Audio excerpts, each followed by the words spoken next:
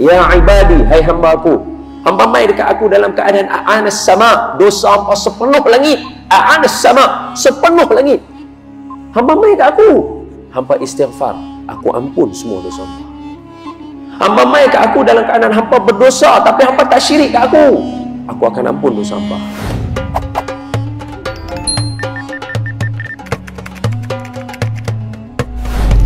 Assalamualaikum warahmatullahi wabarakatuh. Alhamdulillahi rabbil alamin. Wassalatu wassalamu ala ashrafil anbiya'i wal mursalin wa ala alihi wa sahbihi ajma'in. Subhanaka la ilma lana illa ma 'allamtana innaka antal alimul hakim. Rabbi shrah li sadri wa yassir li amri wahlul 'uqdatam min lisani yafqahu qawli, amma ba'du. Fa ya ibadallah ittaqullah, usikum wa iyaya bittaqwallah, faqad fazal muttaqun. Qala Allah Ta'ala, a'udzu billahi minasy syaithanir rajim. Ya ayyuhalladzina amanu taqullaha haqqa tuqatih wa la tamutunna illa wa antum muslimun. Shadaqallahul azim. Hai orang yang beriman, bertakwalah kamu kepada Allah dengan sebenar-benar takwa, dan janganlah kamu mati melainkan kamu mati sebagai seorang Islam. Terima kasih kepada pihak masjid atas jemputan dan kesudian menjemput saya. Tidaklah menggembirakan hati ini apabila dapat duduk dalam majlis ilmu, tambah-tambah majlis yang dapat menyebut dan memuji nama Allah dan nama Rasulullah sallallahu alaihi wasallam. Saya amat bergembira dan berterima kasih dengan jemputan ini. Dan insya-Allah saya cuba guna sedaya upaya ruang masa yang ada untuk menyampaikan yang terbaik. Seterusnya yang saya hormati para asatizah, ustaz-ustaz, ustazah-ustazah, para kiai, para habaib, tuan-tuan guru yang ada dalam majlis hari ini, yang bersangka baik dengan saya, ada salah dan silap dan kurang daripada saya, berikan teguran dan nasihat. Seterusnya yang saya raikan ahli jawatan kuasa masjid, dan kami semua doakan agar tampuk kepimpinan masjid diberikan Allah nampak yang betul itu betul dan ikut yang salah itu salah, mudah jauh. Mudah-mudahan masjid dipandu ke arah yang diredai Allah. Amin, insya-Allah. Seterusnya yang saya sayangi dan saya hormati ibu-ibu, bapa-bapa, abang-abang, kakak-kakak, muslimin muslimat, semua yang ada dalam majlis hari ini, kita sama-sama berdoa bersempena dengan berhimpun kita ramai-ramai dalam majlis ni. Barangkali ada di kalangan kita wali-wali Allah. Mudah-mudahan doa kita makbul. Yang pertama, kita minta Allah ampunkan semua dosa kita. Amin. Yang kedua, kita minta Allah supaya menerima semua amalan kita, khususnya amalan kita di bulan Ramadan yang lalu. Amin. Yang ketiga, kita minta supaya Allah sudi mematikan kita semua dalam mati yang baik. Amin. Dan kita minta malam ni Allah bagi terang hati kita, mata hati kita lapang, supaya majlis perkongsian ilmu ini dua-dua dapat manfaat. Saya dapat, tuan-tuan dapat. Amin ya rabbal alamin. Khair. Semua sihat?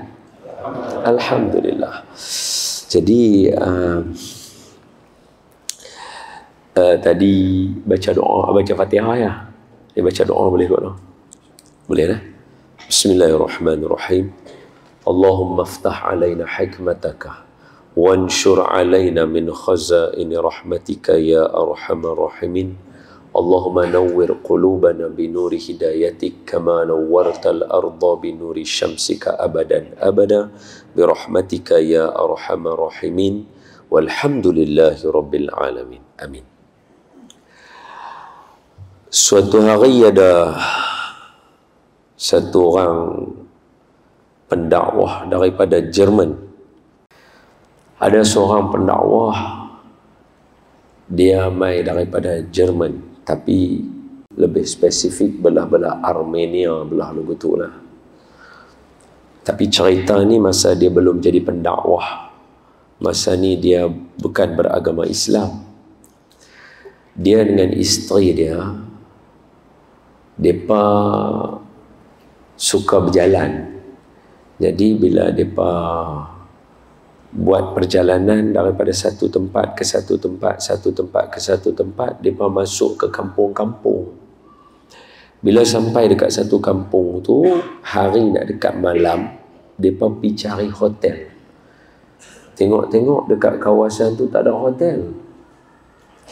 Jadi mereka nak cari rumah tumpangan atau motel, pun tak jumpa juga.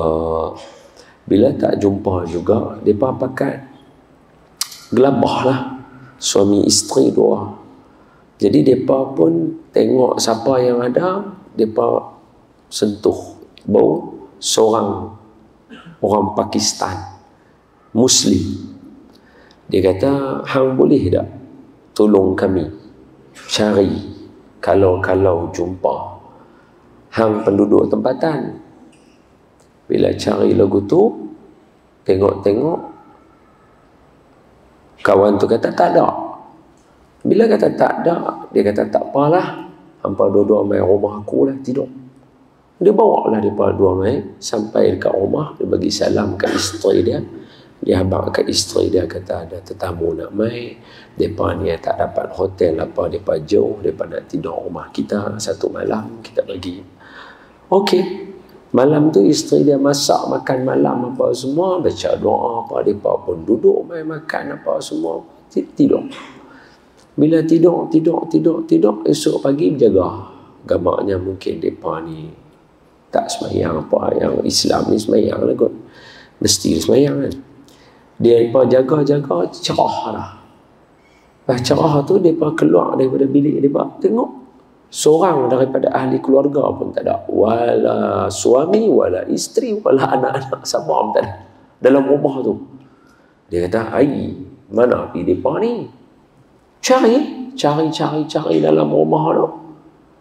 Buka pintu, tengok-tengok, mereka keluarga tu tidur dekat beranda rumah. Lepas semua satu keluarga tidur kat beranda rumah. Terkejut yang mereka ni pun tanya lah, siapa yang hampa ni? Terkejut, dia kata, siapa hampa sekeluarga tidur dalam rumah? Kami tidur dalam bilik hamba. Pak Long ni bagi tahu lah, kata, kami ni, rumah kami ada satu bilik tu ya. Hampa tidur, kami tak dapatlah tidur, kami tidur lah luar. Sekeluarga apa salahnya? Dia, isteri dia, anak-anak, kau berderet tidur elok lagu tu. Mereka ni heran. Dia kata, siapa hampa buat lagu ni kat kami? Kawan ni abang, agama kami ajak kami lagu ni. Agama hampa ni siapa yang ajak? Dia kata lah, Nabi kami lah, Muhammad sallallahu alaihi wasallam yang ajak kami. Dia kata, bawa aku pergi jumpa dengan Nabi hamba, aku nak bercakap. Pak Long ni abang, Nabi kami mati lama dah. Nabi kami dah wafat lama, sebab cara cakap macam Nabi kami ajak tu macam duk main kuliah maghrib. Boleh faham tak maksud dia? Dia duk main rumah. Ni siapa duk ajak apa ni? Nabi kami yang duk ajak kami. Oh, dia ajak kuliah maghrib ke apa? Dia jenis lagu tu, faham tak? Jadi dia ni habaq lah, dah Nabi kami wafat lama, kat 1000 tahun lebih dah. 1000 tahun lebih hampa duk taat kat dia lagi. Dia kata, ya, itulah ajaran kami. Siapa nama Nabi hamba? Nama Nabi kami Muhammad sallallahu alaihi wasallam. Kawan tu dengar lagu tu, habis perjalanan tu dia balik ke Armenia, dia cari kitab nama Muhammad, cari nama Muhammad sallallahu alaihi wasallam. Dia baca masuk Islam dulu, suami isteri terus buka madrasah, buat dakwah terus pasal Islam. La ilaha illallah. Pasal apa? Hanya kerana satu orang dia menghidupkan agama dalam diri dia dan keluarga dia. Indahnya hidup bersyariat. Jadi itulah permulaan kepada cerita kita hari ini, bahawa kesimpulan mudah dia, orang tak akan baca Quran, orang tak akan baca hadis, tetapi orang akan tengok kita. Mai nama Muhammad, Ahmad, ada bin ya dalam IC ke dalam nama tu, Islam lah tu. Jadi orang nak kenal yang mana Islam ni lagu mana gaya hidup dia. Oleh sebab itu, eloklah kalau kita mempertontonkan akhlak yang baik. Itulah cerita kita pada hari ini, yang mana saya rasa saya sendiri pun tak berani nak cerita tajuk ni. Sebab tajuk ni susah. Saya pun tak tahu saya hidup bersyariat ke tak. Harap-harap bersyariat. Saya pun tak tahu. Anak saya pun nak tengok juga Baby Shark dulu-dulu. Kita tak tahu lah macam mana. Jadi saya macam bila dapat tajuk ni terbenung, saya kata, nak cerita apa ke orang masjid ni hidup bersyariat. Jadi susah sangat nak cerita lagu ni lah. Kita ambil pengajaran daripada orang yang memang hidup mereka dengan syariat. Senang. Tak payah ambil contoh-contoh kita ni, jadi susah pula. Walhasil, tapi nak cerita juga kat tuan-tuan, bagusnya orang yang hidup dengan syariat atau mempertontonkan syariat yang elok. Nah, World Cup buat Cup Qatar, 1,500 lebih daripada orang masuk Islam. Settle. Tuan-tuan buat pembacaan, tengok dia tulis apakah perkembangan terbaru World Cup. Selain daripada tu, 1,500 orang bermula dari hari pertama World Cup buka kat Qatar sampailah kepada berapa dekat 1,000 kat 2,000 orang masuk Islam. La ilaha illallah. Luar biasa. Orang masuk Islam. Satu keluarga dari Brazil masuk Islam. Bapa, mak, anak lelaki, anak perempuan 2 orang masuk Islam. Satu keluarga. Hanya semata-mata nak pergi tengok World Cup, tengok negara Islam, baca sikit maklumat, boom, masuk Islam. Selesai. La ilaha illallah Muhammadun Rasulullah. Sebab apa? Sebab menghidupkan agama dalam diri. Wallahu alam, kita tak tahu lagu mana Allah buka pintu hati. Ada seorang lelaki ni, Chinese Muslim, dia perempuan ni, dia Chinese, menikah dengan seorang lelaki yang Chinese Muslim, so dua-dua Islam. Sampai kepada satu masa, ayah kepada perempuan ni, dia tak sihat. Bila tak sihat, barangkali semua orang barangkali sama kot, no? Bila mai mak bapak dah tua, pakat bertolak-tolak, dia tak mau belah. Supaya Allah jangan jadikan kita macam tu. Amin ya rabbal alamin. Kita belalah mak bapak kita sampai akhir hayat mereka, insya-Allah. Amin ya rabbal alamin. Semoga Allah bagi kekuatan kepada siapa yang dah belah mak bapak dia, bagi Allah bagi kekuatan kat dia, kesabaran dekat dia, supaya boleh jaga itu ganjaran yang besar di hari akhirat untuk dia. Jadi yang lelaki ni, Chinese perempuan ni, dia belajar luar negara, belajar apa, jadi alim, dia balik jadi ustaz, nikah dengan seorang perempuan.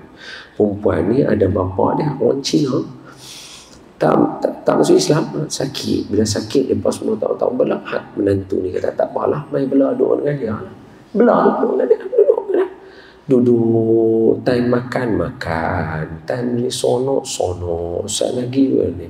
Bila main budak-budak nak pergi sekolah, dia akan suruh anak-anak dia pergi salam tangan Tok Wan, cium tangan pergi sekolah. Tok Wan tengok cucu salam cium tangan. Agama lain mana nak ada, Islam yang ajar betul salam cium tangan orang tua orang. Walaupun bukan agama Islam, saya kata Tok Wan cium tangan dia hormat. Dia cium tangan Tok Wan dia.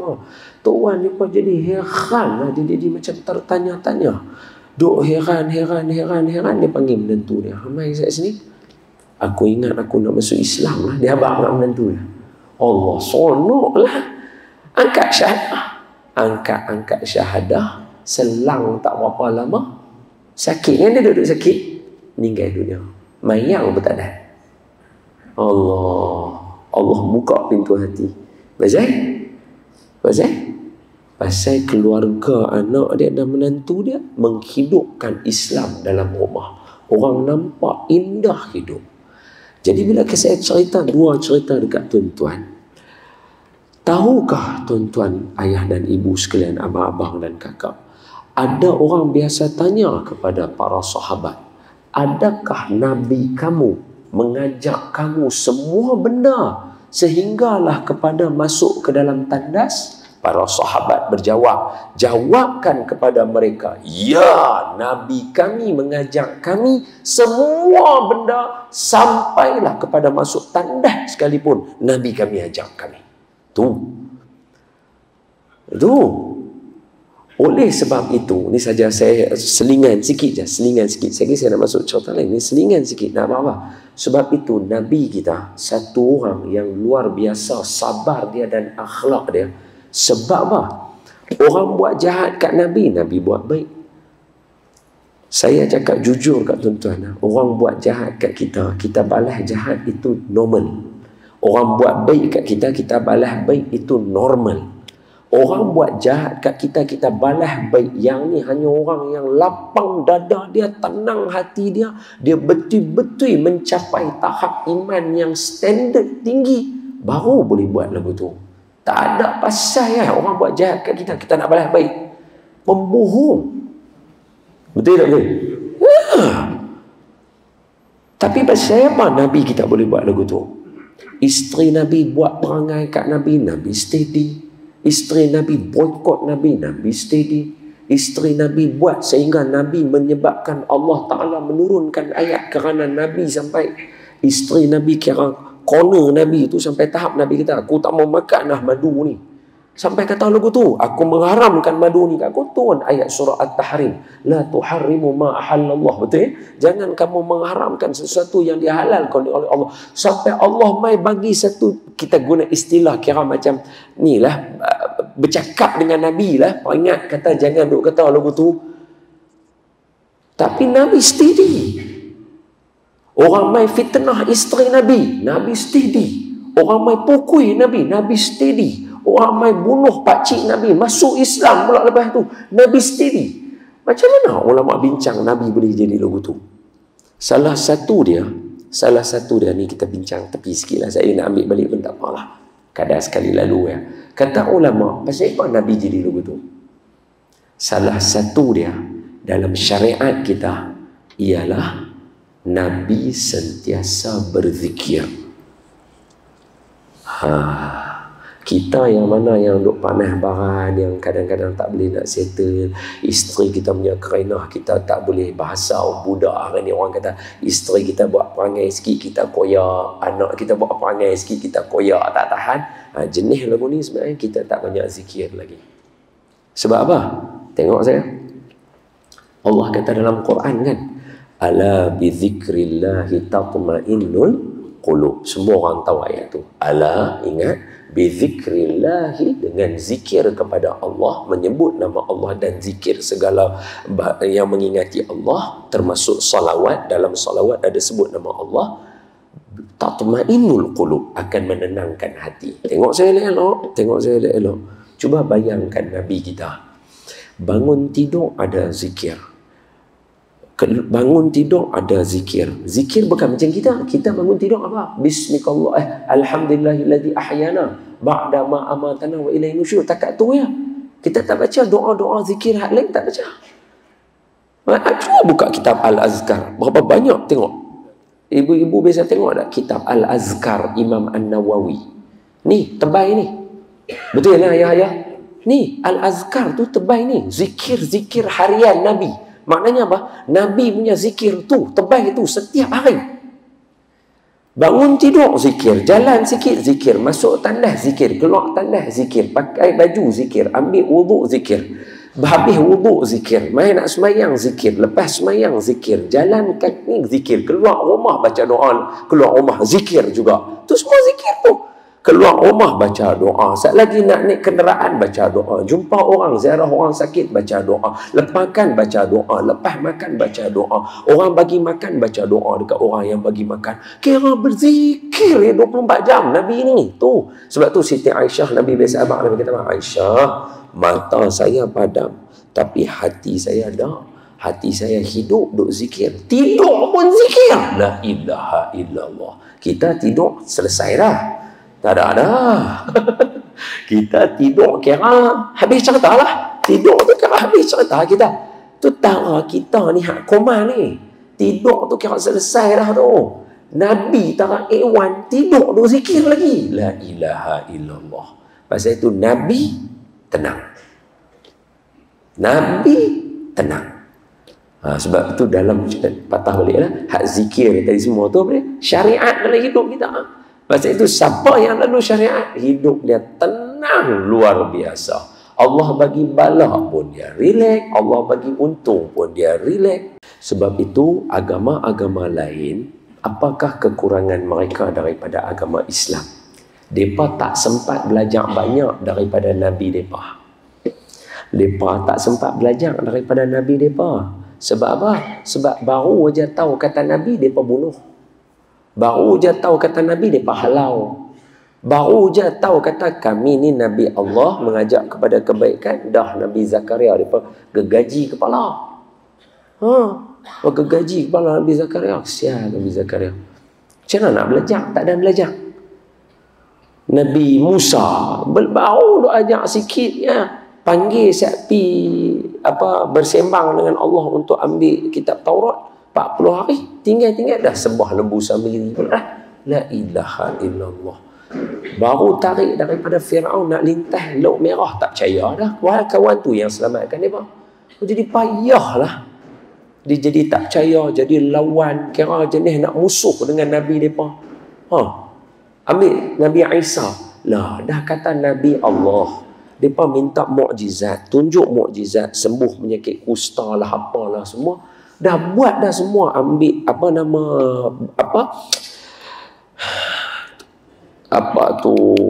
tanah tu kita panggil apa? Tanah liat tu buat jadi burung tiup jadi burung terbang elok. Pun tak percaya juga. Tangkap nak pergi salib pula dah Nabi Isa. La ilaha illallah. Allah angkat Nabi Isa simpan umur 33, tak dan nak ajak depa juga. Lagu mana? Yang ada seorang ya. Sayyidil wujud Nabi kita Muhammad sallallahu alaihi wasallam.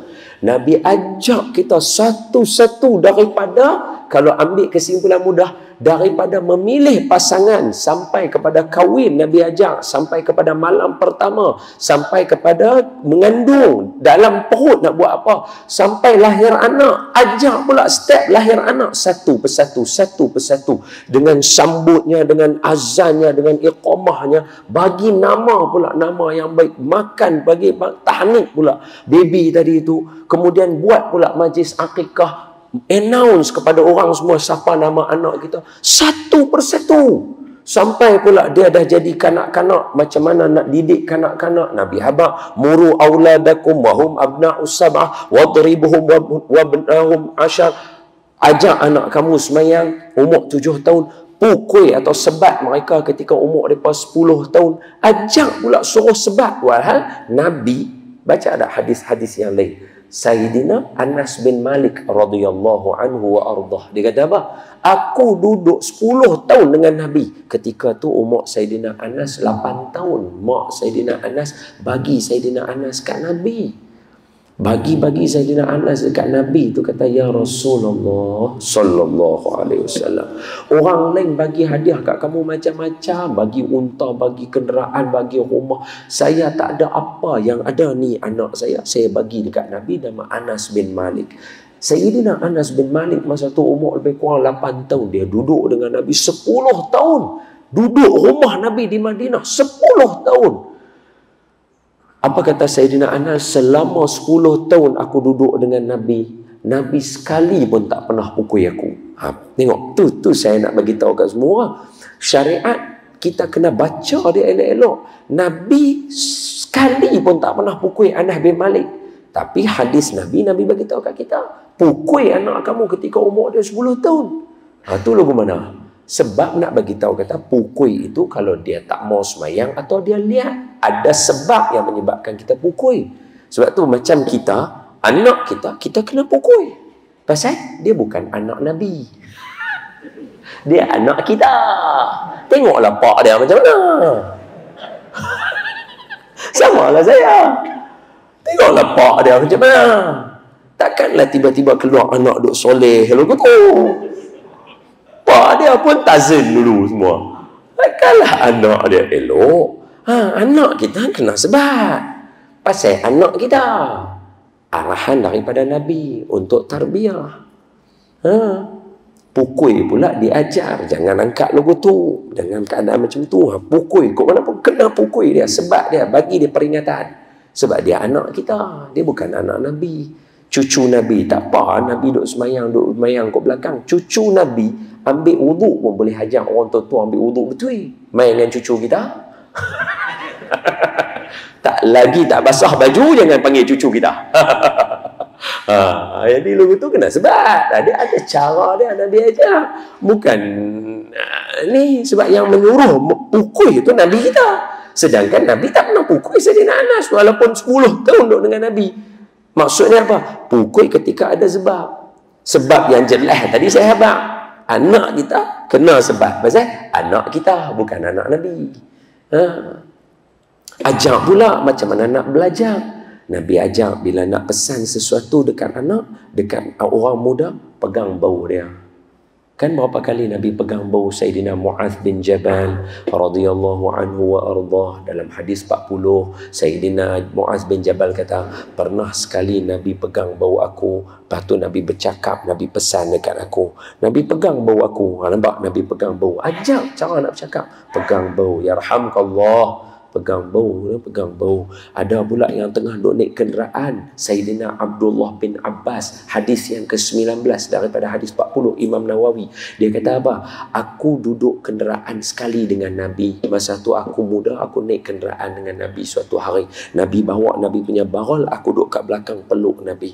Maka Nabi bagi pesan kat aku. Nabi kata, qala ya ghulam u'allimuka kalimatin. Hai anak, aku ada benda nak habaq dekat hang. Apa makna je? Nabi habaq ketika naik kenderaan, masa itulah nak tazkirah, nak bagi peringatan dekat anak-anak dalam kenderaan. Tuan-tuan pergi ambil anak-anak balik duduk sebelah, bagi peringatan dekat dia.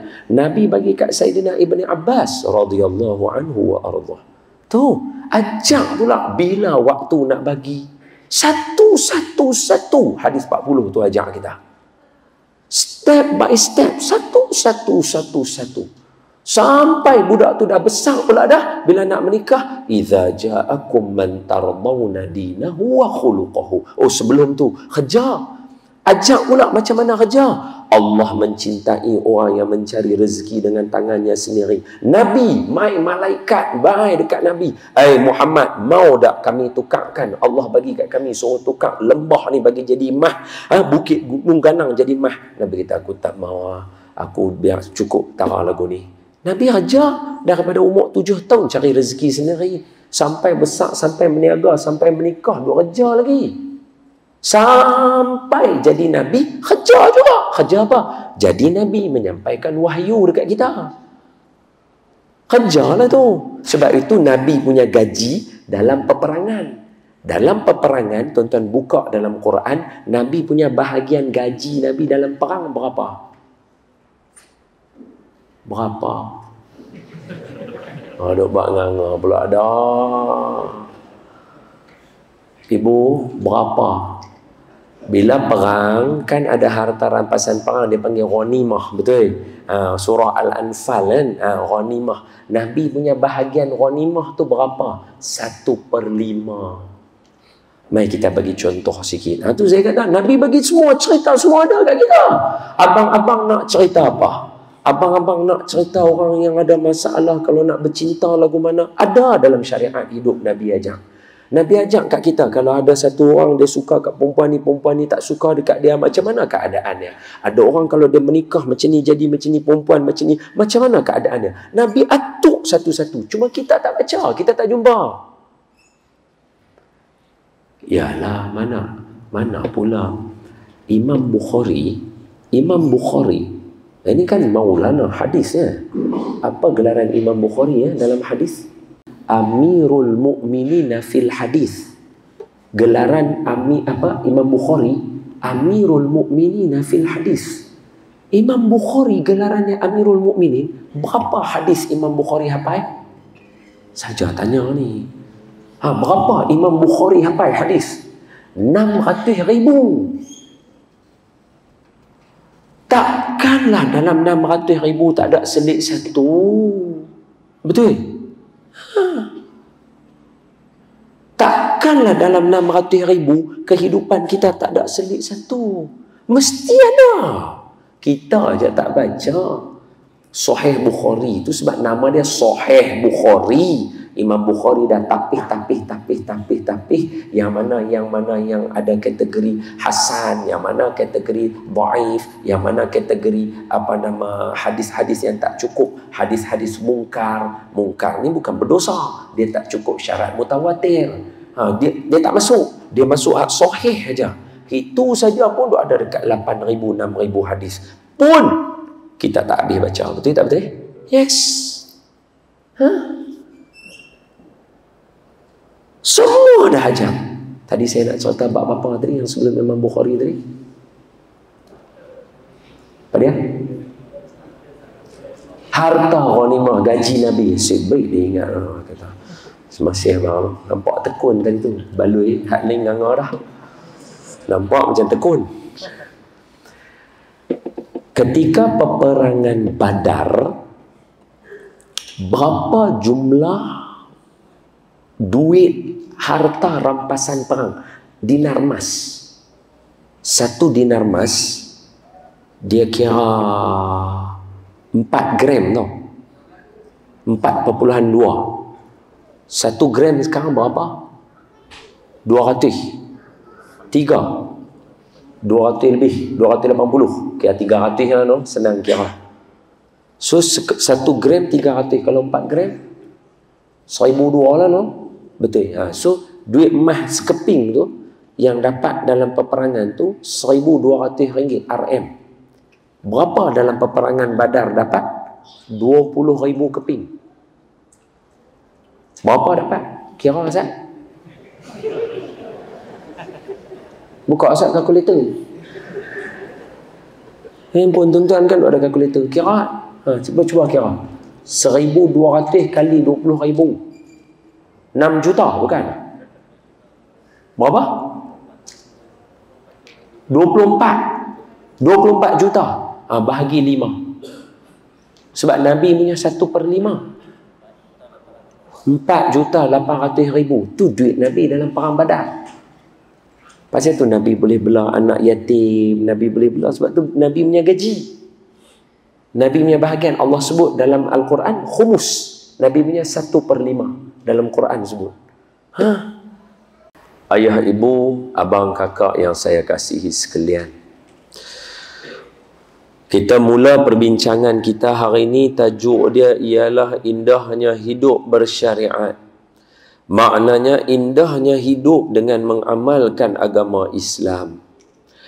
Agama Islam agama yang special dan luar biasa sebab pada Nabi kita Allah buat turun ayat yang ketiga surah Al-Ma'idah, Al-Baqarah, Ali Imran, Al-Fatihah, Al-Baqarah, Ali Imran, An-Nisa, Al-Ma'idah. Surah kelima ayat ketiga. Allah kata al-yawma akmaltu lakum dinakum wa atmamtu alaikum ni'mati wa raditu lakumul Islam dina. Sesungguhnya agama kamu telah sempurna. Luar biasa sebab kata orang-orang Yahudi yang ada di Madinah, kalau ayat ni lah turun kepada kami akan make sure dia adalah hari perayaan. Tapi jangan takut, kita hari itu adalah hari Arafah. Kita hari itu adalah hari Arafah. Terus satu dunia puasa pada hari Arafah kan. Maknanya apa? Agama ni Allah bagi tahu sempurna elok. Siapa amal, hidup dia sempurna. Apa bukti dia? Contoh Ni sekarang, bermula daripada sekarang ni, saya ambil semua syariat, saya bagi contoh terus dia punya kehidupan apa kita belajar. Contoh, orang Islam tak takut sepatutnya bincang tajuk integriti, amanah dan sebagainya. Sebab apa? Sebab kita setiap masa ada ujian kepada kita yang Allah bagi hari, minggu, bulan dan juga tahun berkaitan dengan jujur dan amanah. Bila? Kalau setiap hari Allah uji kita dengan waktu semayang. Tadi baru azan Aisyah. Sebelum Aisyah tadi, tak ada siapa berani keluar pergi semayang Aisyah. Semayang lah, bukan siapa tahu pun. Saya pergi balik, kita dah semayang. Apa salahnya? Malam-malam dah. Semayang lah. Tak ada siapa berani semayang. Tunggu azan, Allah Akbar, baru kita semayang. Tunggu masuk waktu. Makna apa? Tuan-tuan jujur. Adakah selama hidup tuan-tuan, kita semayang awal waktu, malaikat mai turun, mai bunuh kita, kau sebat dia? Tak ada. Tapi pasal apa tak semayang? Tak semayang, kita lagi tak masuk waktu. Betul tak betul? Ya. Pasal kita ada amanah. Kita ada integriti dalam diri kita. Kita ada jujur dalam diri kita. Kita dilatih setiap minggu semayang Jumaat. Cuba yang abang-abang ni tak main masjid ni, tapi masjid mana? Pergi duduk menyorok tengok. Try lah pergi buat. Adakah malaikat duduk menyorok sekali? Tak pergi Jumaat nama? Tak ada ah. Hang tak main Jumaat 3 kali pun, walaupun dalam hadis Nabi kata yang ni tanda orang yang akan kena ke akhirat esok ni, Nabi ada bagi amaran 3 kali tapi hang hidup kat dunia tak ada apa jadi hang duk elok lagi. Tapi pasal apa mai semayang Jumaat? Pasal kita ada amanah kita. Kita ada janji hari Jumaat aku kena mai turun. Perhimpunan semua lelaki-lelaki akan berhimpun untuk dengar amanah. Betul tak betul? Ya. Setiap tahun puasa Ramadan 30 hari Allah bagi. Allah masuklah tandas pergi minum sikit, bukan orang tahu. Tak ada siapa tobat lahum berani buat. Pasal apa? Minum je lah, bukannya ada orang tahu. Saya orang tanya puasa tak? Puasa.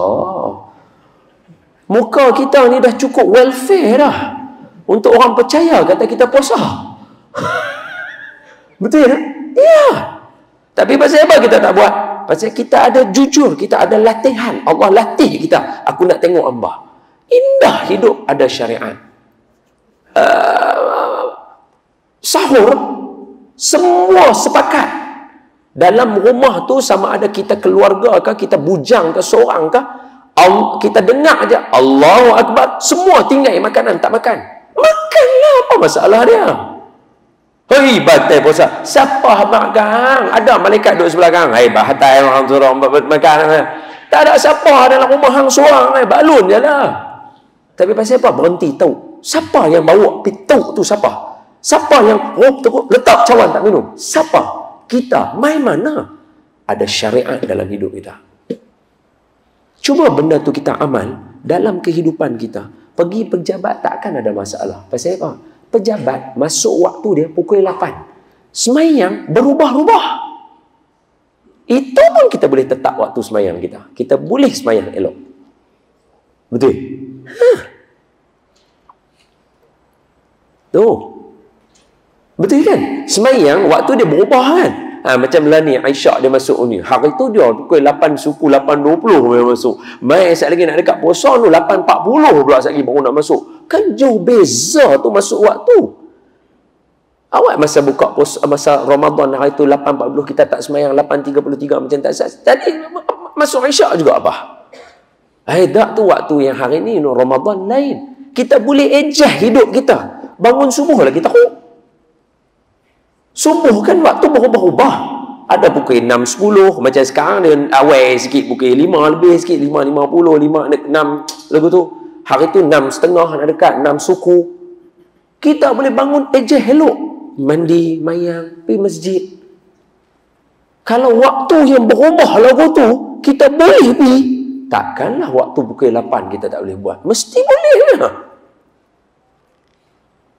Betul eh?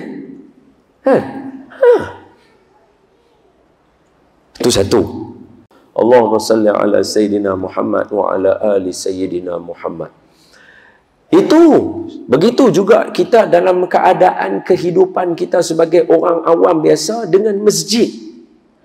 Bayangkan Allah didik kita. Main masjid ni buka kasut, main kapet ni, kalau hak depan ni ada lah lapik, hak belakang-belakang tempat saya semayang tadi mana nak ada lapik, dia kapet hijau ni lah, betul tak betul? Kan? Kapet ni lah yang kita sujud ni.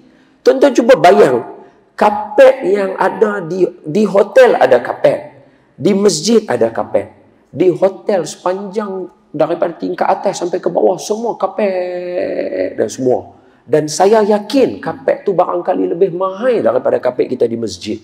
Tapi kapet tu sikit pun orang tak akan sujud cium.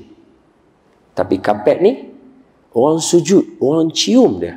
Pasal apa? Sebab yang ni kapet masjid. Dia beza. Sama macam kita gumpai duit RM50 dengan kita ambil duit RM100. Duit RM50 ni orang ronyok, orang tanya tuan-tuan, nak ke tak mau duit ni? Duit RM1 ni duduk lurus elok, striker pula lagi bagi elok. Tanya, tuan-tuan nak ambil yang mana? Semua orang nak ambil duit RM50 ni. Kata pasal apa? Duit ni ronyok, ambil yang ni lurus. Orang kata ronyok pun duit RM50. Macam tu orang Islam. Hang buatlah lagu mana pun, lagi aku main kat masjid, aku ada nilai RM50 walaupun hidup aku lunyai. Itu Allah Ta'ala ajak kita apa? Pandangan mata selalu menipu. Allah Ta'ala ajak kita dengan Nabi, la ta'mal absar, dalam Quran la ta'mal absar walakin ta'mal qulubul lati fi sudur. Tapi tuan-tuan ingat tahu, saya tengah cerita kat tuan-tuan hidup syariat tahu. Tuan-tuan, kita bukan muhasabah diri tau. Tuan-tuan jangan buat muka sedih. Tengok tuan-tuan semua pakai duduk muka sedih. Muhasabah apa je? Muhasabah tak ada. Kita cerita ya. Bukan muhasabah apa pun. Cerita aja. Tak payahlah sedih-sedih sangat. Agama kita tengah bincang agama kita. Kita happy ni agama kita. Sik baik agama Islam. Betul kan? Tak mana tadi? Ayat Quran. Betul? La ta'mal absar walakin ta'mal qulubul lati fis sudur. Mereka tidak buta mata ini tetapi buta mata hati. Allah ajak suruh hidup mata hati. Pasal apa pula? Mata ni kan ada. Tapi geng nasyid kita beritahu, pandangan mata selalu menipu. Baik, pandangan mata menipu lagu mana? Tuan-tuan ambil ayat ni. Tuan-tuan ambil pen. Tuan-tuan masuk pen dalam cawan ni. Pen tadi tuan-tuan tengok lurus tak? Mata kita tengok lurus. Tapi bila kita bubuh dalam ayat ni, pen kita akan jadi herot sikit. Betul tak betul? Betul. Soalan dia, pasal apa tuan-tuan tak boleh habaq kat otak tuan-tuan? Pen ni lurus lah. Apa betul mata kita ni suruh otak apa betul bagi nampak lurus. Macam mana kita nampak tadi. Walaupun kita tahu dia lurus, tapi bila dia masuk, dia ada berlaku, kita akan nampak dia herot. Walaupun tadi kita tahu dia lurus. Pasal apa? Mata kita dia ada had dia. Sebab itu nak menilai sesuatu jangan yang ni saja. Dia kena hidup mata hati. Mata kita bawa kereta kat tengah hari panas. Dalam Quran sebut fata morgana lah. Dalam Quran ni saya baca semua yang syariat lah dalam Quran saya bawa kereta tengah hari rembang tu. Tengok tu ada apa lopak ayak kat depan, fata morgana. Tuan-tuan tahu tak kata ada tak ada lopak ayak depan tu? Tahu. Tapi pasal apa mata kita nak abang kita kata tak ada ayak tu jalan. Dia tak boleh, dia ada had dia. Dia akan nampak benda yang dia nak nampak saja. Sebab tu mata ni kita selalu tak guna dia sangat. Dia duduk tang sini. Pasal dalam Quran selalu bezakan kita antara siang dan malam. Maknanya apa? Mata kita, cuba kita tengok garam dengan gula. Garam dengan gula pun nampak macam sama bila tengok dengan mata ni. Walaupun hakikat dia rasanya berbeza. Sebab itu Allah suruh kita menghidupkan mata hati. Dalam syariat, semua benda menghidupkan mata hati kita. Wudu. Apa kena mengena tuan-tuan pergi basuh kaki lah, basuh muka lah dengan nak main semayang. Main sudahlah, dia nak baca je. Kalau paling nak kena pun kumuk mulut. Itu pun sunat. Betul tak betul? Ya. Kumuk, basuh kaki. Jadi ya, sebab jalan daripada mana-mana akan main, basuh kaki sudah main masuk. Pasal apa nak kena basuh muka? Basuh tangan sampai siku pula tu. Awak Nampak tak main jurus sampai atas ni tengok. Ha. Betul? Kepala. Basuh kepala pula tu. Hak paling tak boleh terima basuh telinga. Ha. Macam apa basuh telinga? Apa kena mengena tuan-tuan punya telinga dengan nak sembahyang? Ada duk pergi hantar kat kawan telinga sikit apakah? Ha. Tak ada lah. Dalam agama kita tak ada kena mengena basuh telinga tu dengan nak sembahyang. Betul tak betul? Pada hakikatnya, ya, dia ada kena mengena. Dia nak abang dekat kita, hang nak pergi sembahyang ni kena ingat. Telinga ni adalah anggota yang paling banyak kita basuh ketika kita ambil wuduk. Kalau tuan-tuan perasan lah. Kita basuh muka pun kita basuh telinga sekali. Kita basuh kepala pun kita basuh telinga sekali. Kita basuh telinga pun kita basuh telinga juga. 9 kali basuh telinga. Pasal apa? Hak ni makhluk yang paling awal jaga dekat kita masa kita dalam perut. Dan kita duduk dalam perut mak kita tu. Apa orang suruh baca? Baca Quran. Baca buat apa? Bukan jadi lagi pun. Dah, telinga jadi dah. Betul tak? Dia dengar dah. Hak ni dulu. Mata mana nampak? Baby ni umur setahun sampai umur sehari sampai umur 6 bulan. Baru dia nampak pak dia sampai dia, mak dia sampai dia. Masa tu pernah dia nampak. Tapi yang ni hidup lah. Hidup. Lepas tu nanti bila kita mati, macam mana kita bangkit balik Kita akan dengar bunyi apa? Tiupan apa? Sangkakala. Bila bunyi sangkakala, hak mana hinggap dulu? Yang ni pergi dulu. Itu dia suruh kita basuh dia. Betul ya, no?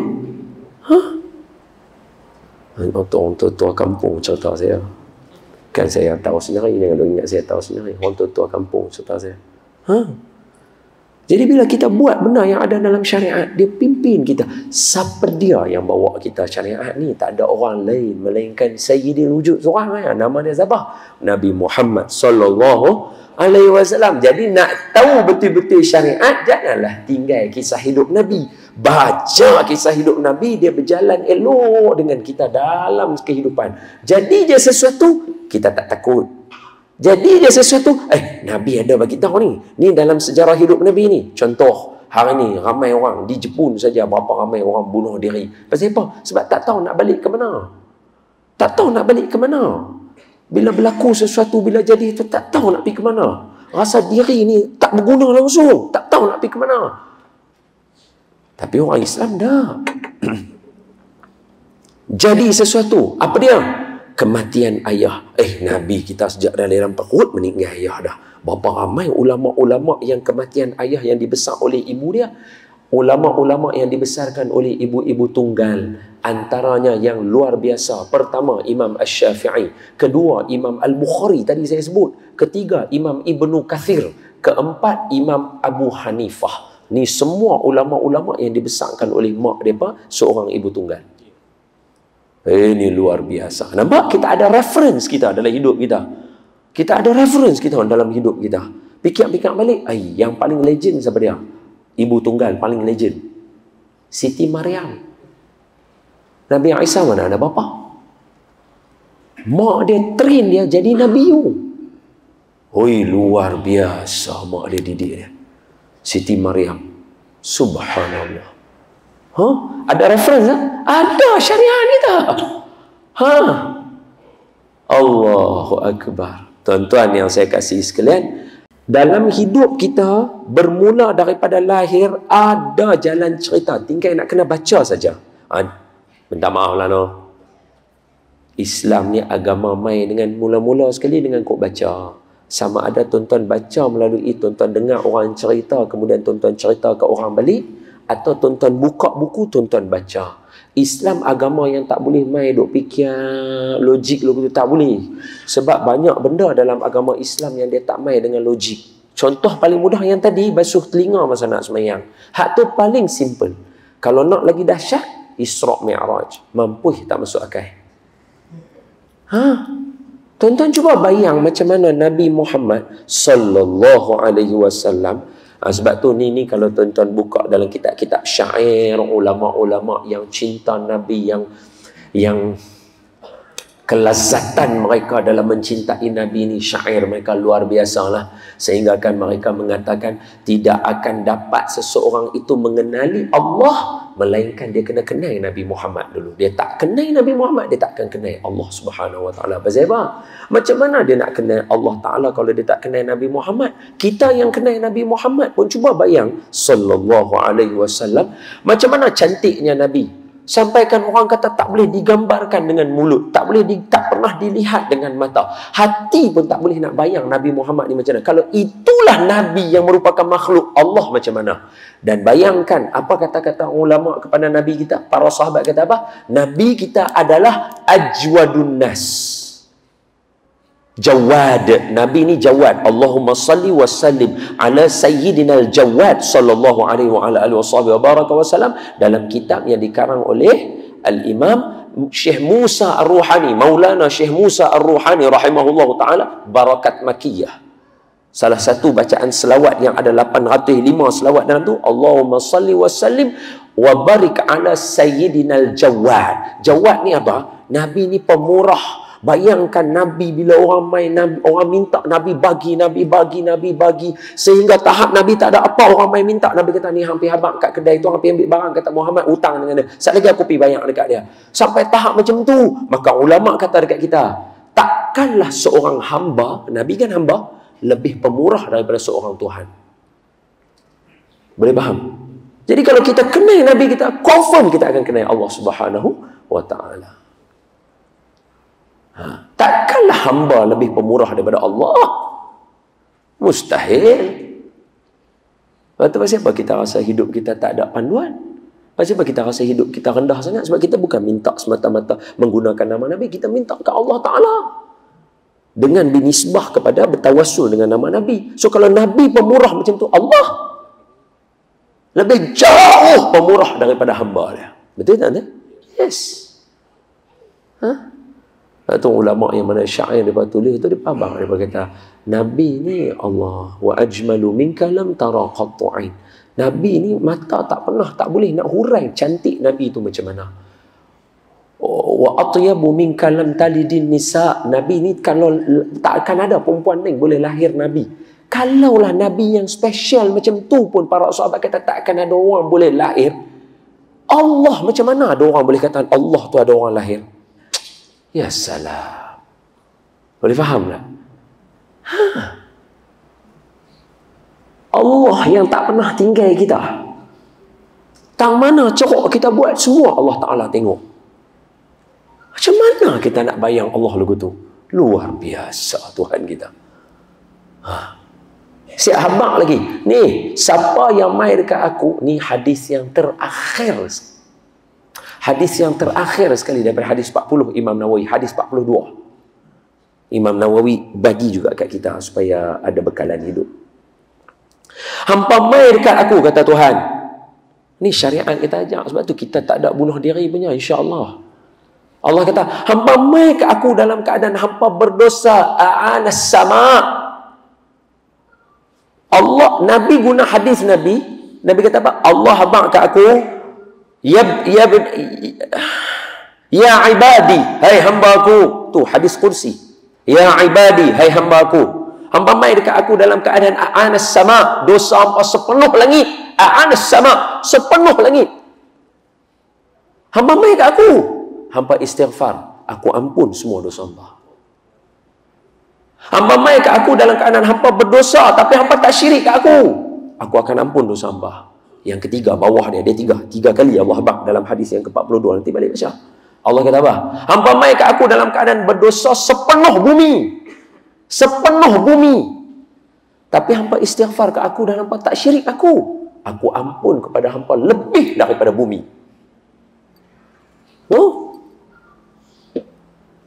Ada dalam hidup kita syariat. Sebab itu hidup dengan syariat ni, dia akan sentiasa bawa kita terpandu. Ingat, clue pertama macam mana nak ada syariat?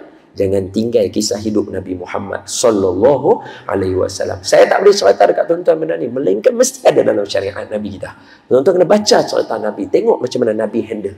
Tuan-tuan nak, tadi baru cerita takat bapak mati. Betul cerita lagi kalau dalam hidup kena tuduh. Sebaik-baik manusia Nabi kita kot. Tu pun orang tuduh gila.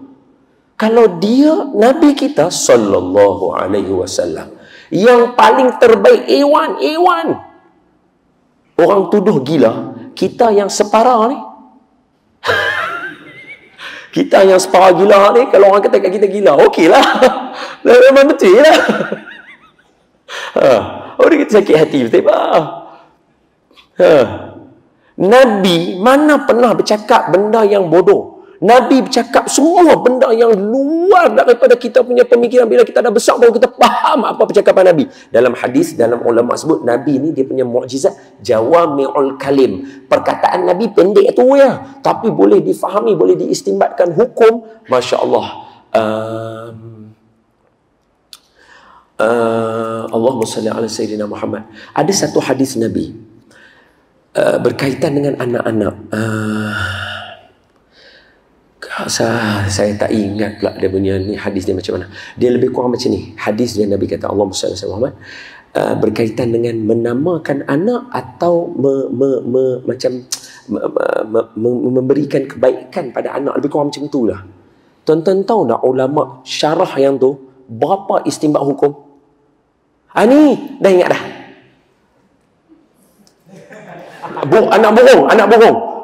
Kan Nabi ada sahabat yang kecil-kecil, budak-budak. Dia ni adalah adik-beradik kepada Sayyidina siapa ya? Budak ni dia ada anak burung dia duk main anak burung tu macam burung cak rumah ni. Dia duk main. Suatu hari burung dia meninggal, mati. Bila burung dia mati, dia sedih. Nabi pi dekat dia, Nabi tanya, Hai anak kecil, macam mana keadaan anak burung hang, okey ke? Hang okey ke? Nabi tanya yang tu ya. Saya tanya tuan-tuan, berapa ulama istinbat hukum?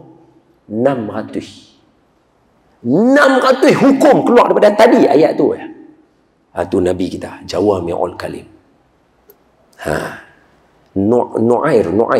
Ya Abu Nu'air, kaifa Nu'air, lebih kurang lagu tu lah hadis dia.